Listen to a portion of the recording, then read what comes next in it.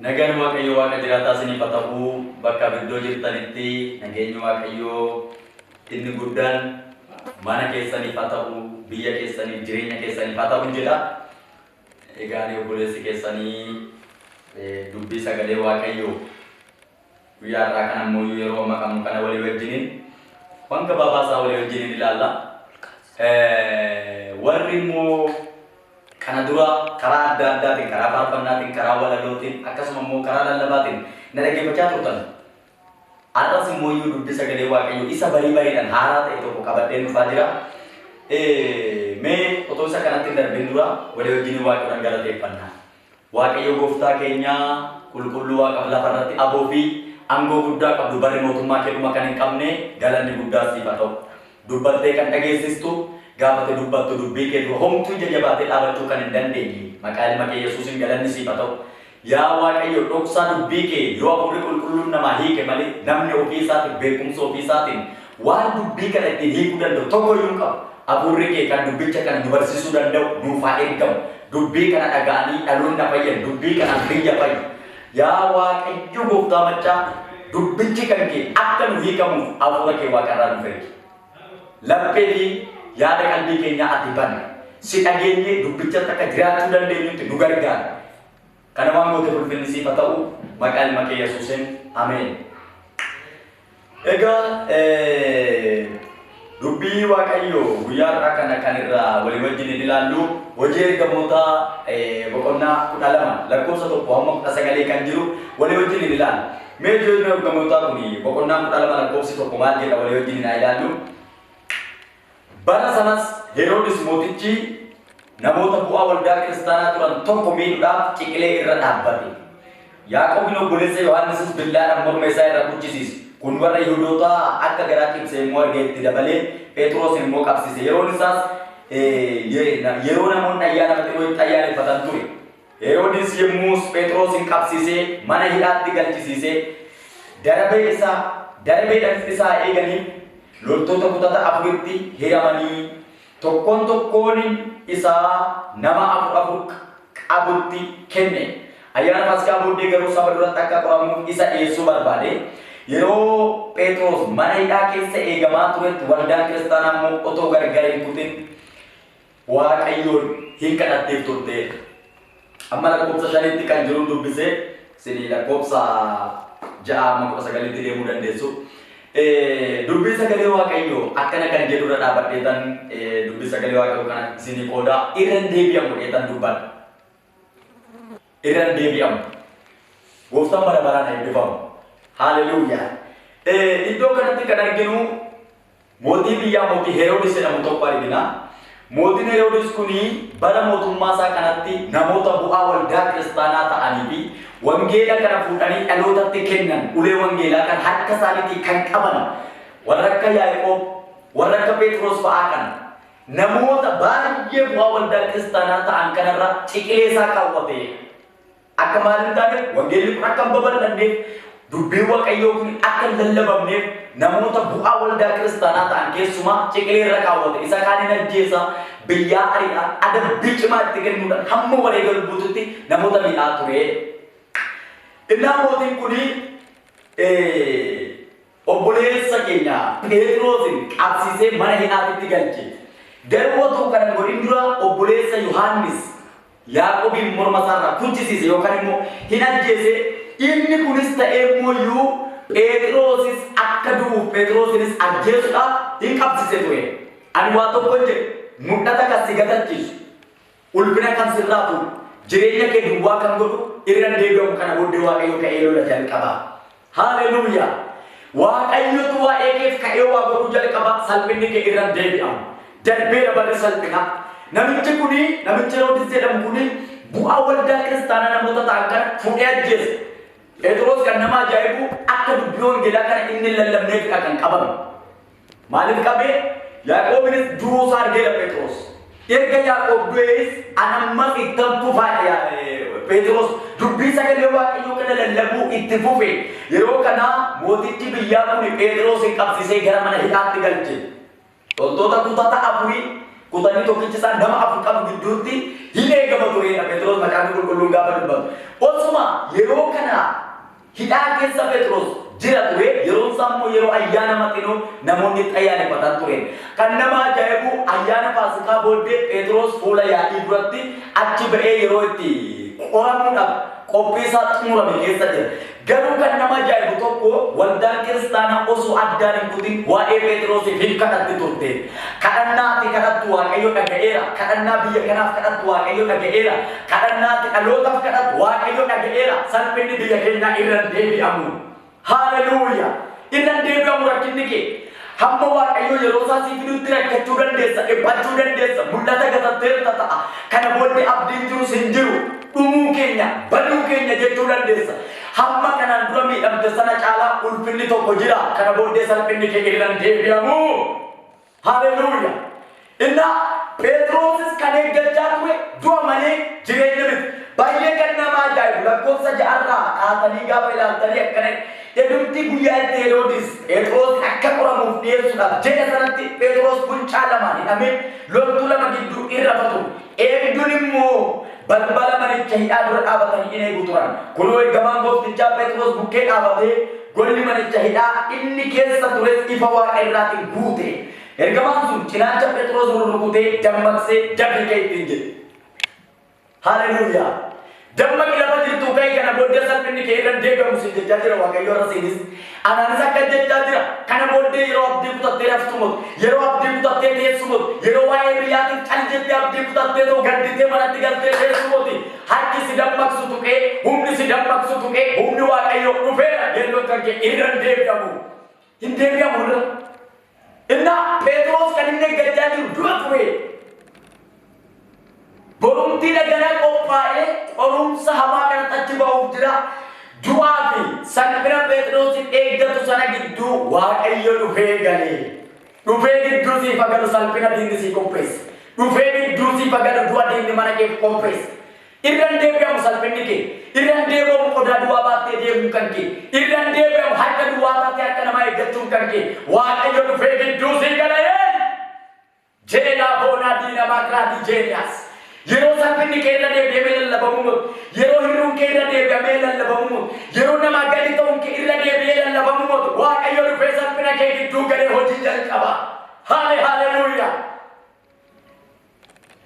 jitu ma dua kayu Rakina la katan jirtan, korum sama ke sakan jirtan, sagan taat kumurte ke sagalti, kana bonde na tulur jirtan, kana bonde kan ko danda, kana bonde kan ko umer, kita tete ke sagan desana, rufe makaya susi sagan ye wegi jusi bagan yero kana jari kabir. Haleluya, amin amin.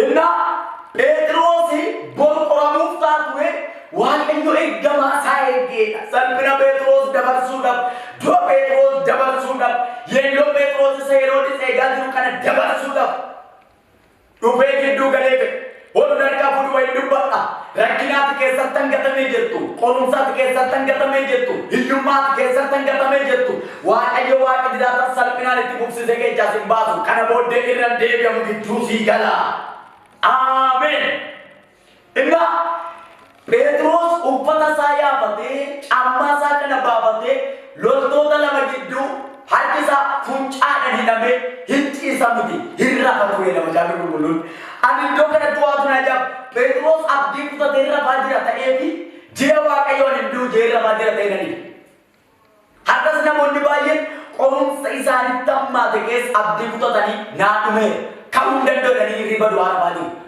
Hai kisi dampak suara makaya susun dari ihadu fari mati. Hirriban pakai cakasikas, karahara kasi dal absis, dubiara kasi dubisis, lelabara kasi lelabsis, parpanara kasi parpan jinsu, hai kiwai dubetu tukeja dan maksud ye. Amin haleluya. Jerat ada Yesus. Inna maninci dai kesati amedu dukkana hama kesatuge.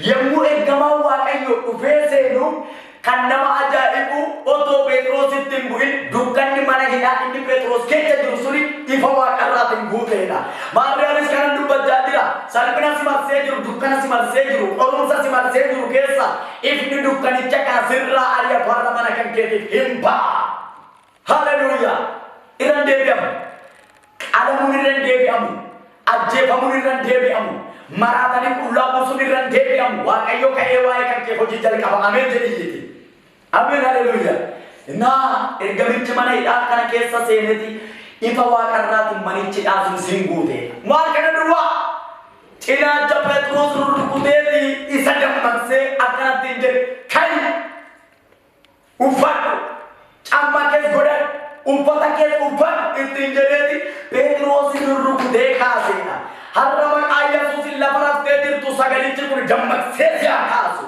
hojiitti si bobbaasu hoo si kaase mul'ata keetitti fufsiisu hoo si kaase karaatti dhaabdetti si fufsiisu hoo si kaase dhufee si haa kaasu maqaa Yesuusin yoo waaqayyo nama dammaqse malee bara rakkinni namatti cime bara firri dhabame bara diinni namatti baay'ate bara lolli namatti baay'ate homtuu nama dammaqsu bara akkanaa garuu waaqayyotu tuqee nama dammaqsa anis nan jedhe sagaleen kun tuqee si haa dammaqsu yeroo kanaa jalqabe waan keessa jirtu keessa haala keessa jirtu keessa abdii kutannaa keessa jirtu keessa maqaa Yesuusin dhufee harki kun si haa dammaqsu tuqee naa Phexros manicha hidhaa keessatti lafaa ka'ee cammasaa godhatee uffata isaa uffatee ergamicha duukaa bu'ee kan nama ajaa'ibu ergamichi Phexros dura adeemeeti wantoota Phexros yaaduu hin dandeenye wayii hojii hojjetaa ture. Hojii keetti kan si gaggeessu ergama waaqayyoo si dura hafu mul'ata keetti kan si gaggeessu karaa kan si argisiisu dukkana keessaa butee kan si baasu waaqayyoo ergama isaatiif argamee jirka. Haleluuyaa! Innaa Phexros eegduu mana hidhaa isa xaan biras darbanii adeemaniiti ba'anii karaa isaaniitti fufan kan nama dhibu booldan kiristaanaa hanga kana muluu Phexrosiin kadhatte turte.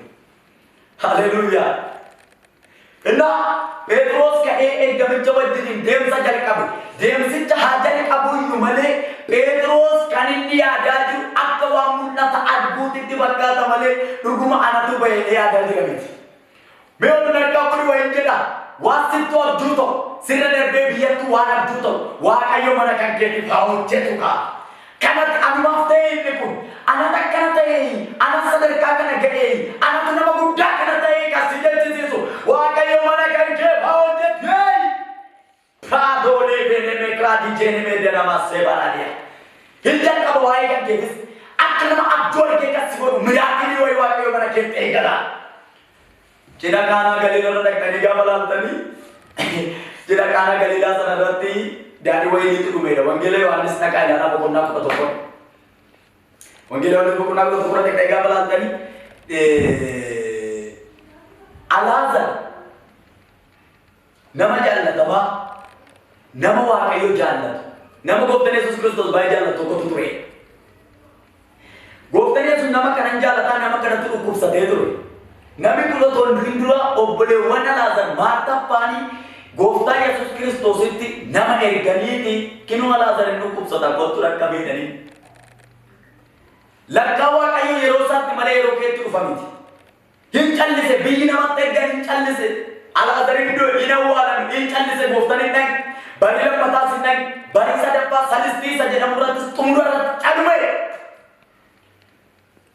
Biyyi sagantaa Alaazarin kaan godhamee keessaa galee gana Alaazarin ka'u gatee ta'ee fi dhumeera kan isaanii cufanii keessaa galan har'a waa tokkoon dubbadha. Galmee ati qolloftee keessaa baate kana booddee hin danda'amu kana booddee hin ilaalamu kana booddee itti fufu jette sana yeroo waaqayyo amma gatii ta'e dhufeeti galmicha ati dhufte sana saaqee dubbisuu jalqaba. Irraan deebi'amu kaa salphina keetu qoramuu kee kana boo'icha kee kana miti amma kan irra deebi'amu qabu ulfinni kan kee yeroo itti mul'atudha. Hojjechuun mana kee yeroo itti mul'atudha. Guddinni kan kee yeroo ija mandaraatti miti ija addunyaatti mul'atudha. Cidha kaanaa Galiilaa irrattis gaafa laaltanii hin dhumeedha daadhii wayinii. Hin dhumu. Biyyi guutuun daadhii wayinii dhumee gatii jiruufi yeroo sargiitti gungummii hamaa keessa jiran. Gooftaa Yesuus bira fiigdee dhaqxee Maariyaam akkanatti hin jirti. Yaa gooftaa daadhii wayiniitti dhume naan haadhoo. Hojii koo keessa maaliif jirta? Waa gochuuf ammayyuu yeroon kun geenye. Haleluuyaa. Maariyaamis gara jaraatti deebiteeti gooftaan maaliif hojii koo keessa lixanaan jedheera na himate ani ammayyuu waa'ee keessaniif nan qorame hin jenne jara keenya akka jettatti deebitee jiran waanuma inni godhaa siniin jedhu waa godhaa. Haleluuyaa. Waanuma waaqayyo nuun jedhe duwwaa hoogoone salphinni keenya irraan deebi'ama. Boochi keenya irraan deebi'ama. Rakkinni keenya irraan deebi'ama.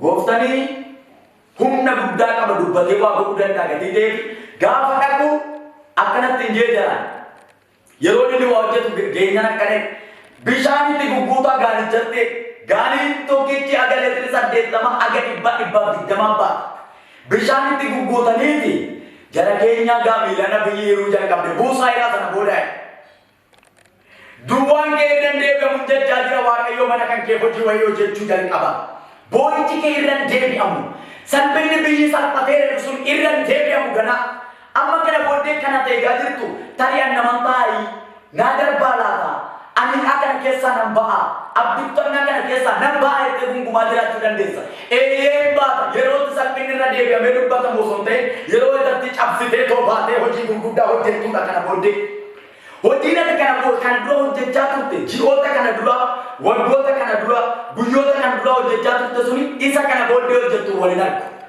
ganaatiin hojii guddaatu si hafe kanaaf egaa Phexrosis mana hidhaa keessaa baasee gamichi yeroo itti karaarra bu'ani shuk edee biraa badee Phexros biraa gamichi isa kana booddee Phexros ganaa of bareetii mul'atan argaa jira moo abjuudha moo maali wanni kuni kan ergamaan gooftichaa isaa godhe kun dinqii guddaa itti ta'e abjuu itti fakkaata guddina abjuus itti fakkaata guddina biyya afaan qabachiisu dhaloonni akka fayyadaman kan godhu waaqayyo siif guddina guddaa hin ramadaa itti si bubsiisa gaa hin dhaabattu karaa jalloonni sitti cufanii dhaabatte san karaa rakkinni sitti cufee dhaabatte san karaa dubbiin namaa sitti cufee dhaabatte san irraan deebi'amu barri karaa sitti cufamu waaqayyotti si bubsiisa haleluuyaa Phexrosi adeemeti gara mana Maariyaam fa'a gara mana iddoo kadhataa sanaa dhaqee yommuu dhaqanii balbala rurrukutee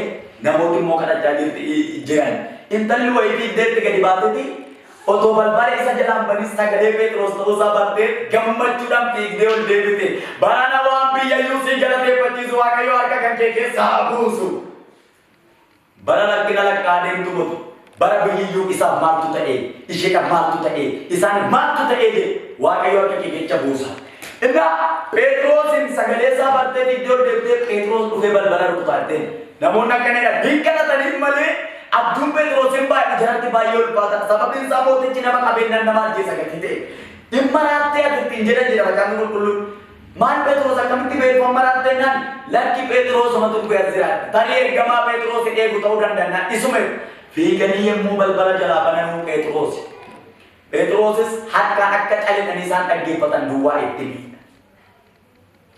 Duwwaa harki Phexros gocha sun harki waaqayyoo sinis yeroo kana jalqabee du'a si oolchuudhaaf gara kee dhufe. Dubbi sagalee waaqayyoo kana kan marratti hin dhaabaa yeroo biraa dubbi sagalee waaqayyoo isa biraa qabadhee amma dhufutti waaqayyo gooftaan koo isa dhageechan kan isin haa eebbisu galmata duree dubbii kan koo isaa akkana hin dagatina irraan deebi'amu. Barri mul'ata gatatan irraan deebi'amu barri qullaa deeman irraan deebi'amu barri dhaloota keessaa nama gadi ta'anii hafan irraan deebi'amu gooftaa galanni siif haa ta'u ati waaqa guddaadha ulfaadha dubbii sagalee kee kana nuuf ergitee jireenya keenya fayyiste galanni siif haa ta'u egaa waa tokkoon dubbata baroota keessatti dhaloota baay'ee salphina isaanii irra deddeebi'ee mul'ataa jira waaqayyo rakkinni kan keenya dhiphinni kan keenya salphinni biyya keenya dhangala'uun dhiiga dhalootaa kan biyya keenyaa kun kana booddee irraan deebi'in si kadhannee irraan deebi'in dhaloota wal fixaa jiraachuun kun itti dabalee irraan deebi'in kana waan goote ulfaadha galanni siif haa ta'u maqaa ilmaatti jaallatee Yesuusiin ameen kabajamtoota keenya warri miidiyaa keenya haaraa ta'an yoo jiraatan shaashaa YouTube jedhaati subscribe share comment like nu godhaa eebbifamaa ta'in jenna shalom